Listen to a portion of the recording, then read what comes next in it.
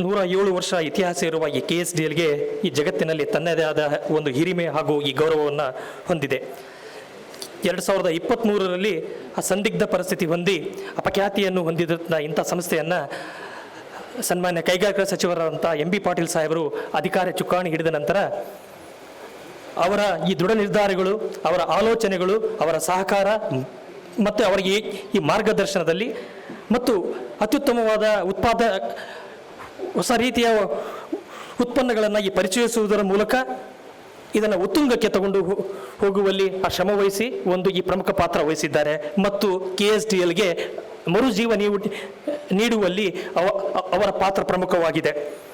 ಹಾಗೆಯೇ ಆ ನಂತರ ಅಧ್ಯಕ್ಷರಾಗಿ ಬಂದಂತಹ ಅಪ್ಪಾಜಿ ನಾಡುಗೌಡರು ಸಾಹೇಬರು ಸಹ ಅಭಿವೃದ್ಧಿ ಪರ ಚಿಂತನೆಗಳಿಂದ ಈ ಪರಿಶ್ರಮದಿಂದ ಈ ಯಶಸ್ಸನ್ನು ಮತ್ತೆ ಇನ್ನೂ ಮುಂದಿನ ಹಂತಕ್ಕೆ ತೆಗೆದುಕೊಂಡು ಹೋಗಲಿಕ್ಕೆ ಕಾರಣಕರ್ತರಾಗಿದ್ದಾರೆ. ಮಾನ್ಯ ಕೈಗಾರಿಕಾ ಸಚಿವರ ಹಾಗೂ ಅಧ್ಯಕ್ಷರ ಈ ಜಂಟಿ ಸಹಕಾರದಿಂದಾಗಿ ಯಾವುದೇ ಹೊಸ ಯಂತ್ರೋಪಕರಣಗಳನ್ನು ಈ ತರದೆ, ಹೊಸ ಲೇಬರ್ಸ್ನ ನಾವು ಈ ರೆಕ್ರೂಟ್ ಮಾಡಿಕೊಳ್ಳದೆ, ಹಾಗೆಯೇ ಯಾವುದೇ ಉತ್ಪನ್ನಗಳ ದರಗಳನ್ನು ಹೆಚ್ಚಿಸದೆ ಹಿಂದಿನ ವರ್ಷ 1785 ಕೋಟಿ ವಹಿವಾಟನ್ನು ಮಾಡಿ ಐತಿಹಾಸಿಕವಾಗಿ 451 ಕೋಟಿ ಲಾಭ ಗಳಿಸಿದೆ.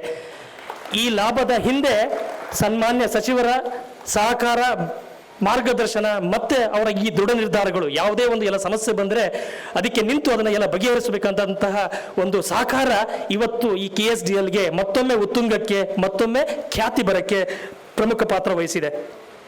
ಹಿಂದಿನ ವರ್ಷ ನಮ್ಮ ಆಡಳಿತ ವೈಖರಿಯನ್ನು ಸಚಿವ ಮತ್ತು ನಮ್ಮ ಅಧ್ಯಕ್ಷರ ಒಂದು ಸಹಕಾರದಿಂದಾಗಿ KSDLಗೆ ನಾಡಪ್ರಭು ಕೆಂಪೇಗೌಡ ಅವಾರ್ಡ್ಗೆ best PS2 for government administration ಅಂತೇಳಿ ಅವಾರ್ಡ್ ಬಂದಿದೆ. ಇನ್ಸ್ಟಿಟ್ಯೂಟ್ ಆಫ್ ಈ ಮೆಟೀರಿಯಲ್ ಆ್ಯಂಡ್ ಮ್ಯಾನೇಜ್ಮೆಂಟಿಂದ ಈ ಬೆಸ್ಟ್ CEO ಅವಾರ್ಡ್ 2025 ಹಾಗೂ ನ್ಯೂಸ್ 18 ಕರ್ನಾಟಕದಿಂದ best emerging PSU of the Karnataka ಅಂತ ಹೇಳಿ ಅವಾರ್ಡ್ ಸಹ ಬಂದಿದೆ. KSDL ಕಳೆದ ವರ್ಷ 15% ಬೆಳವಣಿಗೆ ಹೊಂದಿ ಅಮಾಂಗ್ ದಿ FMCG ಕಂಪನಿಗಳಲ್ಲಿ ನಂಬರ್ 1 ಸ್ಥಾನ ಎಲ್ಲ ಪಡೆದುಕೊಂಡಿದೆ. ಕಂಪನಿಯು 2030ರವಷ್ಟಿಗೆ 5,000 ಕೋಟಿ ವಹಿವಾಟನ್ನು ಮಾಡಿ 1,000 ಕೋಟಿ ಲಾಭ ಗಳಿಸುವ ಒಂದು ಗುರಿಯನ್ನು ಹೊಂದಿದೆ. KSDL ಕೇವಲ ಲಾಭಕ್ಕೋಸ್ಕರ ಅಷ್ಟೇ ಅಲ್ಲ, ಸಾಮಾಜಿಕ ನ್ಯಾಯಕ್ಕೋಸ್ಕರನೂ ಸಹ ಉತ್ತಮ ಕಾರ್ಯನಿರ್ವಹಿಸ್ತಾ ಇದೆ. ಕಳೆದ ಈ 3 ವರ್ಷದಲ್ಲಿ 15 ಕೋಟಿಯಷ್ಟು ನಾವು ಈ CSR ಫಂಡನ್ನು ಶಿಕ್ಷಣ, ಆರೋಗ್ಯ, ಕ್ರೀಡೆ, ಪರಿಸರ ಸಂರಕ್ಷಣೆ ಹಾಗೂ ಈ ಮಹಿಳಾ ಸಬಲೀಕರಣಕ್ಕಾಗಿ ಹಾಗೂ ದೀನದಲಿತರ ಅಭಿವೃದ್ಧಿಗಾಗಿ ಖರ್ಚು ಮಾಡಲಾಗಿದೆ.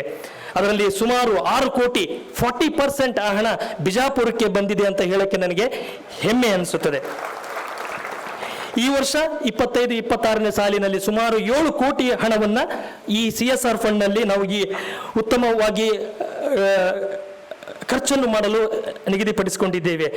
ಇವತ್ತಿನ ಈ ಕಾರ್ಯಕ್ರಮದ ಮೂಲ ರೂವಾರಿಯಾದಂತಹ ಈ ಧ್ರುವ್ ಪಾಟೀಲ್ ಅವರ ಆಸೆ ಕೇವಲ ಅರಣ್ಯ ಸಂರಕ್ಷಣೆಯಲ್ಲ, ಅರಣ್ಯ ಸಂರಕ್ಷಣೆಯಲ್ಲಿ ತೊಡಗಿರುವ ಮುಂಚೂಣಿ ಈ ಸಿಬ್ಬಂದಿಗಳಿಗೂ ಸಹ 10,000 ಅರಣ್ಯ ಸಿಬ್ಬಂದಿಗಳಿಗೆ 2 ಕೋಟಿ ಹಣವನ್ನು ಖರ್ಚು ಮಾಡಿ ಶೂ, ಬ್ಯಾಗ್, ಜರ್ಕಿನ್, ವಾಟರ್ ಬಾಟಲನ್ನು ನೀಡುವ ಒಂದು ಕಾರ್ಯಕ್ರಮ ನಾವು ಹಮ್ಮಿಕೊಂಡಿದ್ದೇವೆ. ಸಾಂಕೇತಿಕವಾಗಿ ಮೈಸೂರಿನಲ್ಲಿ ಮಾನ್ಯ ಅರಣ್ಯ ಸಚಿವರು ಮತ್ತು ಕೈಗಾರಿಕಾ ಸಚಿವರು ಮತ್ತು ನಮ್ಮ ಅಧ್ಯಕ್ಷರಾದ ಅಪ್ಪಾಜಿ ನಾಡಗೌಡ ಸಾಹೇಬರ ಸಮಕ್ಷಮದಲ್ಲಿ 2,000 ಮಂದಿಗೆ ಈಗಾಗಲೇ ಕಿಟ್ಸನ್ನು ಡಿಸ್ಟ್ರಿಬ್ಯೂಟ್ ಮಾಡಿದ್ದೀವಿ.